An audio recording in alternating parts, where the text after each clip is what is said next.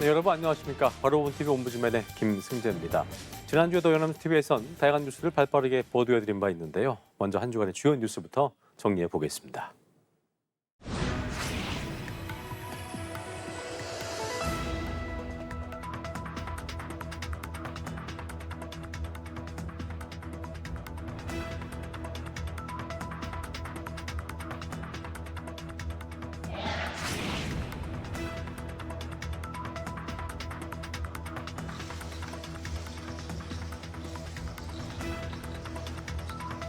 어떠한 손실도 고객에게 전가하지 않겠습니다.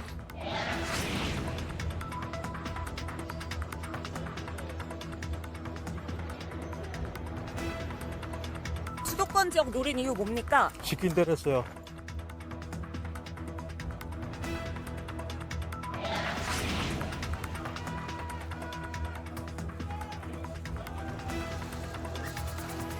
권성동 의원에게 1억 원 왜 전달하셨나요? 내가 왜 그럴 필요가 있습니까?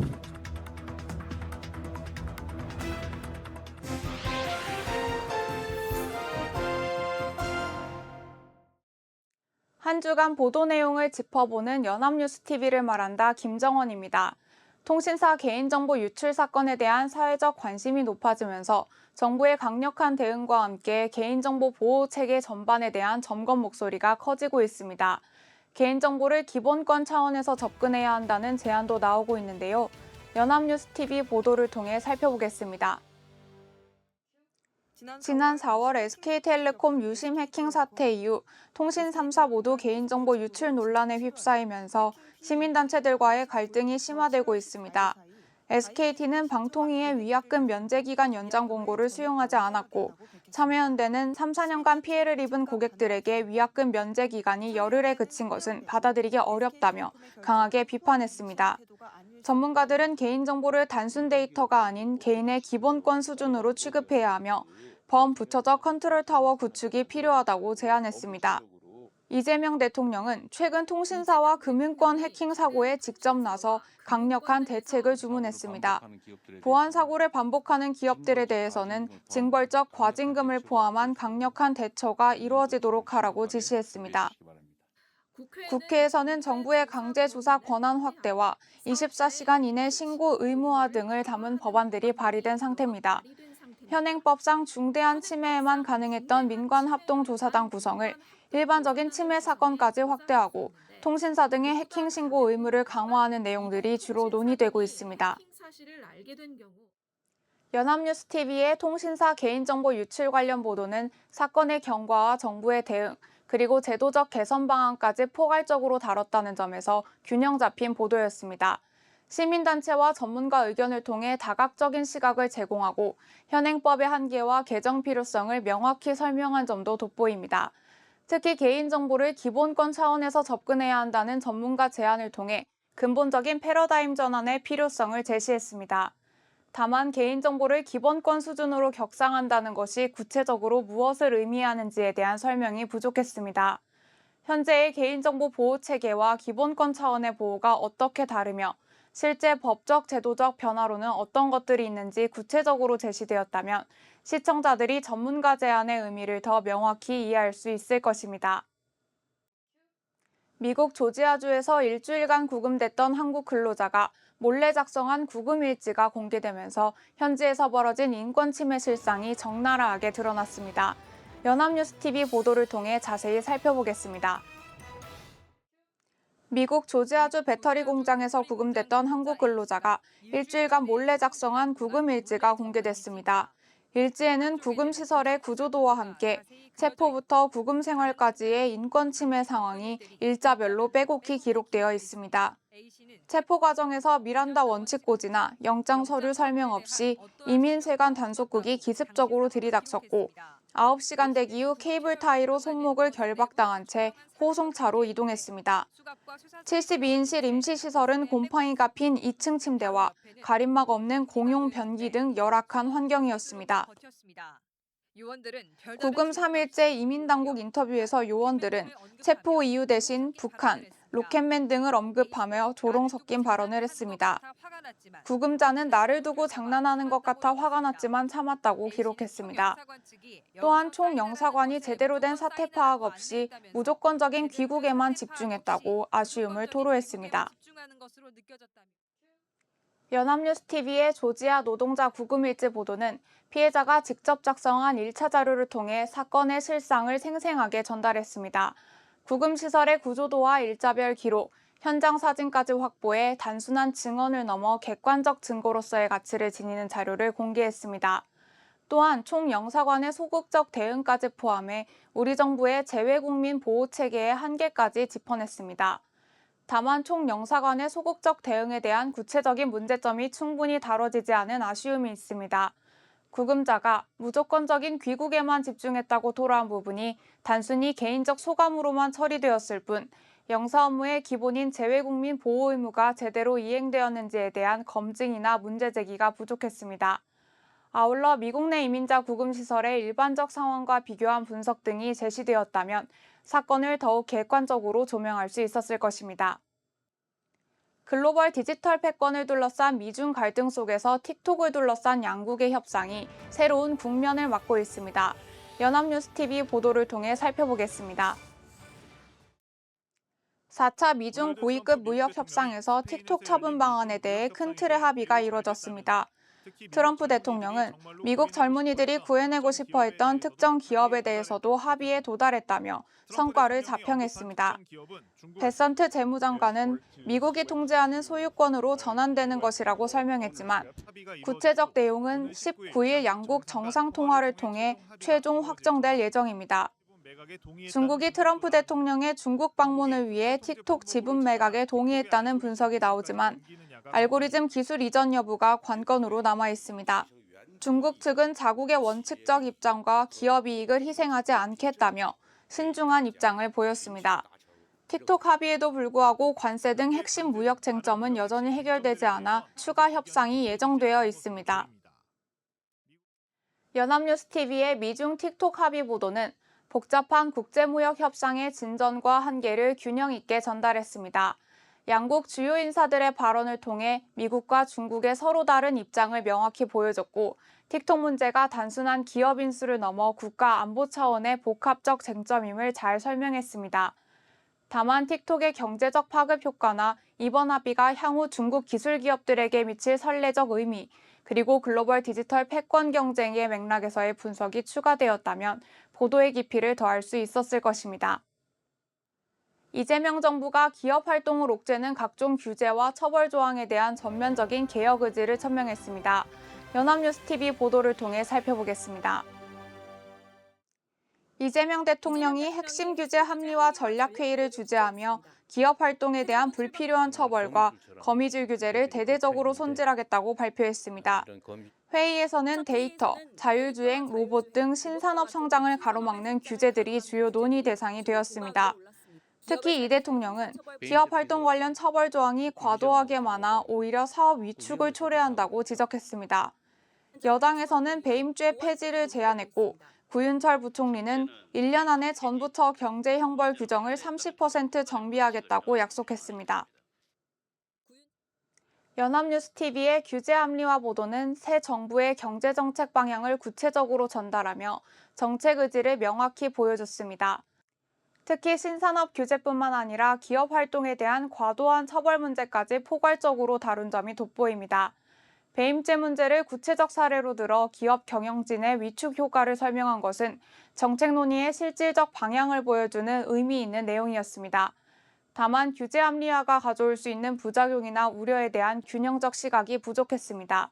기업 자율성 확대에 따른 투명성 약화 가능성이나 경제 형벌 완화에 대한 시민사회의 다른 의견도 함께 제시되었다면 정책 논의의 완성도를 높일 수 있었을 것입니다. 국내 이커머스 업계의 연쇄 위기가 계속되고 있습니다. 최근 패션 플랫폼 브랜디까지 기업 회생을 신청하면서 업계 전반의 구조적 문제가 수면 위로 떠올랐는데요. 연합뉴스TV 보도를 통해 살펴보겠습니다. 한때 유니콘 기업을 꿈꿨던 패션 플랫폼 브랜디를 운영하는 유넥스가 법원에 기업 회생을 신청했습니다. 네이버와 산업은행 등으로부터 투자를 유치했던 기업이지만 급격한 실적 악화를 이겨내지 못했습니다.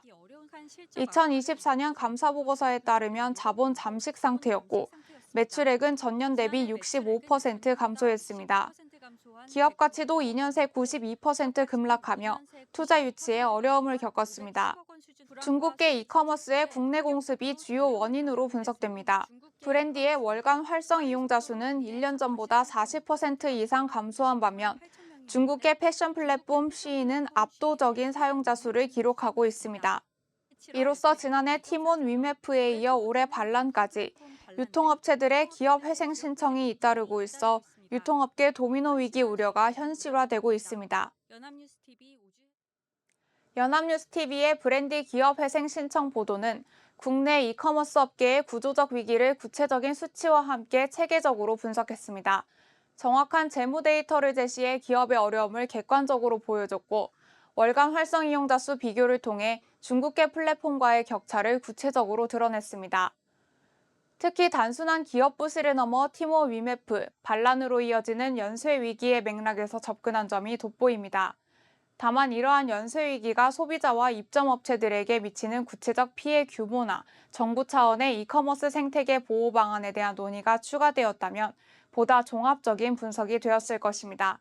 아울러 해외 이커머스 플랫폼 규제나 국내 업체 지원 정책과 같은 정책적 대응 방향도 제시되었다면 단순한 현상 보도를 넘어 해결 방안 모색에도 기여할 수 있었을 것입니다. 지금까지 연합뉴스TV 시청자 평가였습니다.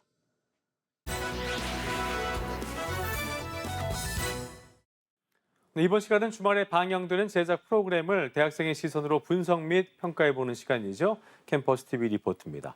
이번 주에는 인천대학교 오정화 학생과 함께하겠습니다. 어서 오십시오. 네, 정화 학생 지난주에 어떤 프로그램 모니터링했습니까? 네, 저는 매주 일요일 오후에 방송되는 연합뉴스TV 스페셜을 모니터링했습니다. 지난 방송에서는 애니메이션 영화 K-팝 데몬 헌터스가 쏘아올린 새로운 한류 이야기를 다뤘는데요. 실제로 국립중앙박물관은 최근 역대 최다 관람객 기록을 이어가고 있죠. 영화 속 곳곳에 배치된 한국적 상징들은 우리에겐 친근하지만 처음 접하는 이들에게는 신선한 매력으로 다가가고 있는데요. 전 세계를 사로잡은 우리 문화의 힘, 지금부터 함께 만나보시죠.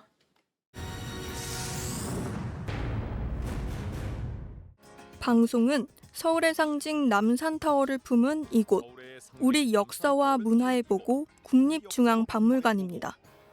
개장은 아침 10시지만 그보다 훨씬 이른 시간부터 긴 줄이 늘어섭니다.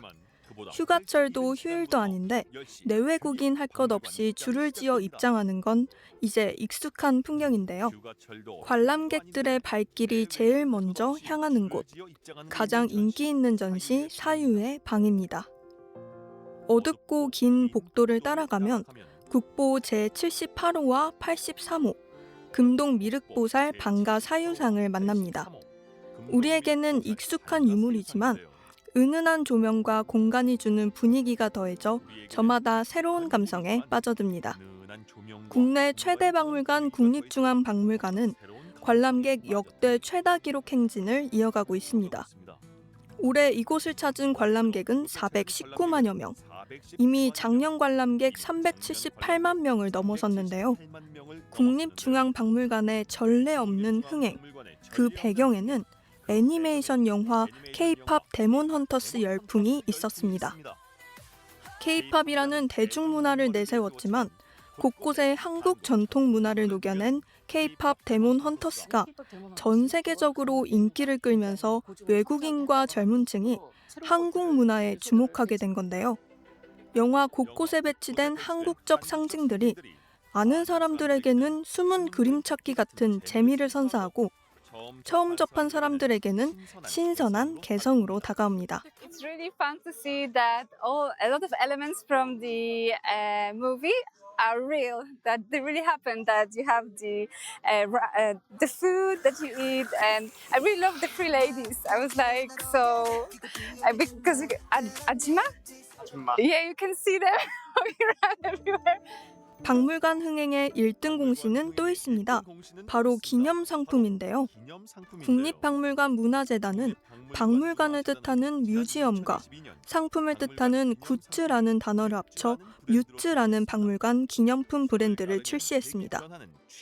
방가사유상 미니어처, 경복궁 단청 키보드 등 우리 전통 유산의 현대적 감각과 실용성을 더했습니다. 영화 인기 덕의 호랑이 캐릭터나 갓 모양 장 같은 인기 상품은 구하기도 어려운 상황이라 제품이 입고되는 날은 그야말로 유명 브랜드 한정판 오픈런 현장을 방불케 합니다. 재단은 매년 새롭고 다양한 뮤즈 상품을 발굴하기 위해 정기 공모전을 열고 있습니다. 국내 최대 한약재 시장인 서울 양령시. 과거 가난한 사람들을 진료하고 약을 나누어 주던 보재원이 있던 곳인데요. 이곳에 자리 잡은 서울 한방지능센터. 어디서 본 듯한 느낌이 든다면? 맞습니다. 캐대원에 나오는 한의원과 느낌이 비슷하죠. 대만의 중의학 전공 대학생들이 이곳을 찾았는데요. 가장 먼저 한의학 박물관으로 향합니다. 영화 K-팝 데몬 헌터스의 한의원과 한의학이 등장한 이후 이곳을 찾는 외국인 관광객이 올 초보다 4배나 늘었다고 합니다. 가장 인기 있는 건 역시 보재원 한방 체험입니다. 발열 안대를 쓰고 온열 매트 위에 누우면 경락과 경혈을 자극하는 마사지를 받을 수 있는데요. 혹시 불편하신 거 없으실까요? 시원한 바람이 들어오는 대청마루에 앉아 한약재를 넣은 뜨끈한 물에 발도 담가 봅니다. 한방의 매력에 푹 빠진 체험자들. 갓을 쓰고 검은 도포자락을 휘날리는 캐대원 속 저승사자이자 아이돌 그룹으로 등장하는 사자보이즈. 사자보이즈의 독특한 포즈를 따라하며 SNS를 뜨겁게 달군 이 영상. 진짜 조선시대 사자보이즈를 찾아 영상이 촬영된 인천공항으로 가봤습니다. 출연자들의 의상 심상치 않죠? 의복부터 무기, 의작물까지 모두 철저히 고증을 거쳤다는데요. 공항에 울려 퍼지는 긴 나발 소리, 임금이 행차하고 있습니다. 조선의 용맹, 하늘을 지키다라는 주제로 군사훈련에 나서는 왕과 무관들, 화려한 무예를 선보이는데요. 고궁에서 선보이던 공연이 외국인 관람객들의 뜨거운 호응에 힘입어 인천공항 출국장까지 무대를 넓혔습니다. 연합뉴스TV 시청자들을 위해 다시 한번 화제의 포즈를 보여주는 왕과 무사들. 생각보다 쉽지 않아 보이는데요. 처음 접하는 외국인들에게 우리 문화는 어떻게 다가올까요? 우리나라 전국 76곳 국가유산을 방문해 기념 스탬프를 찍을 수 있는 국가유산 방문자 여권에 외국인 최초로 모든 스탬프를 취득한 튀르키예 출신 쿠벳 아이셰 씨를 만났는데요. 한국 문화유산의 아름다움에 푹 빠진 아이셰 씨. 대한제국의 유적지 환구단을 찾았습니다. 대한제국 고종 황제가 하늘에 제사를 지내기 위해 만들었던 환구단. 일제감정기 환구단은 철거됐고 현재는 위패를 모시는 부속 건물 황궁우와 석조 대문만 남았는데요. 환구단터에는 지금 호텔이 들어섰고 남아있는 저 건물은 황궁우입니다. 무심한 듯 화려한 색감의 조화. 우리에게는 익숙하지만 아이셰 씨 눈에는 늘 감탄스러운 풍경인데요. 황궁우를 감상하던 그때 갑자기 장대 같은 비가 쏟아집니다. 덕분에 운치 있는 황궁우를 문화유산 여권과 함께 담아봅니다. 이게 실화예요? 조상님들 튀르키예에서는 비가 원래 축복을 의미하니까 괜찮아요. 축복 많이 받습니다. 일각에서는 우리가 K-팝 데몬 헌터스 같은 영화를 만들지 못했다는 아쉬움과 우려 섞인 목소리도 나옵니다. 하지만 지금은 그보다 조금 더 넓은 시각이 필요한 때인데요. 세계 속 한류가 새로운 도약대에 선 지금 우리 문화의 좋은 영향력, 그 가능성을 더 큰 무대에서 꽃피울 수 있기를 기대하며 방송은 마무리됩니다. 네, 모니터링한 내용 잘 봤습니다. 정학 학생 이번 연합뉴스 TV 스페셜 보면서 어떤 점이 가장 와닿았습니까? 네, 저는 대만에서 온 학생들이 한방지능센터를 찾는 모습이 인상 깊었는데요. 그랬군요. 그 장면을 보니 저희 학교 교환 학생들이 떠올랐습니다. K-팝 데몬 헌터스 흥행 이후 한국화를 배우려는 친구들도 있었고 동기들이 애니메이션 수업에서 한국화를 활용하기도 했는데요. 예. 덕분에 방송 속 장면이 제 전공과 자연스럽게 이어지는 느낌이었습니다. 특히 캐대언 흥행을 계기로 K-팝 같은 대중문화를 넘어서 한국 전통문화에도 관심을 갖는 해외 팬들과 젊은 세대가 많아졌다는 점도 인상 깊었는데요. 그랬군요. 한국화를 전공하는 학생으로서 이 같은 변화를 직접 체감할 수 있다는 게 무척 반갑고 자랑스럽게 느껴졌습니다. 그랬군요. 저도 한국 사람의 한 사람으로서 자랑스러운 마음이 들었습니다. 지금까지 인천대학교 오정호 학생과 함께했습니다. 수고했습니다.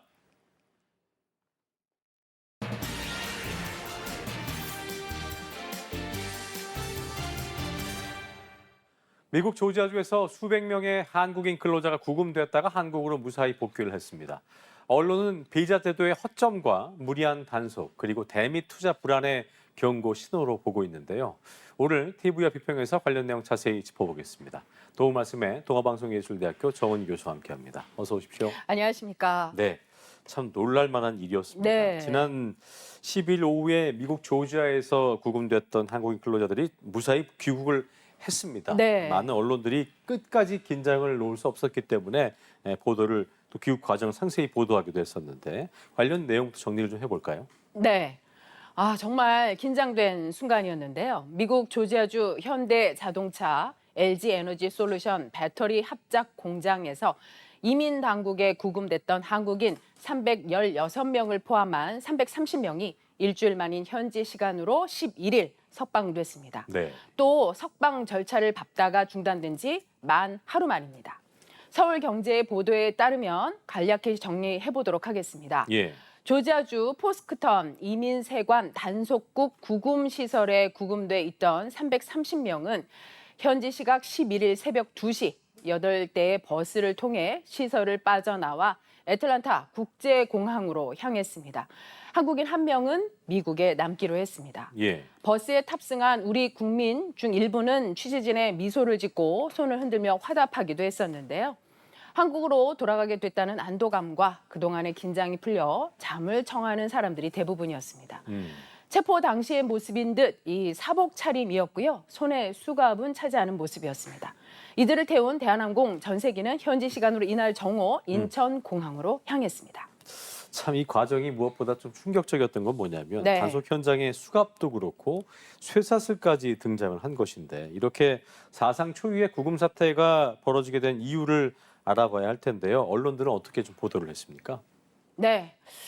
정말 이번 사태에서 놀라운 것은 미국 이민 당국의 단속으로 체포, 구금된 한국인 근로자 317명 중 대부분이 이 전자여행 허가제인 에스타, 비즈니스 방문 비자인 B1, 예. 상용 관광 비자인 B2를 보유했다는 겁니다. 그렇군요. 12일 국회 외교통일위원회 소속 한정혜 더불어민주당 의원실이 외교부와 구금 사태 관련 기업인 현대 엔지니어링, LG 에너지 솔루션으로부터 제출받은 자료에 따르면 예. 구금됐던 한국 근로자 중 53%가 에스타를 활용해 근무했던 것으로 확인됐습니다. 그렇군요. 심지어 현대 엔지니어링의 한 명은 EAD를 소유하고 있었습니다. 예. 이것은 미국 내에 합법적으로 일할 수 있는 권한을 뜻하는 고용 허가제입니다. 예. 이 허가증을 가진 한 근로자는 이민세관 단속국의 무리한 단속으로 피해를 입었습니다. 그랬군요.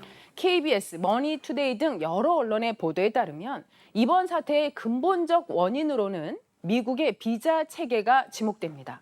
주재원 비자 취득 조건은 극히 까다롭고 제한적입니다. 미국 현지 인력만으론 새로운 생산 라인 구축이 어렵고 국내에서 기술자 파견하기 위해서 정식 비자를 받으려면 수개월이 걸리는 상황입니다. 예. 이에 현장에서는 공사 기한 등을 맞추기 위해서 에스타나 B1 비자를 활용해 왔습니다.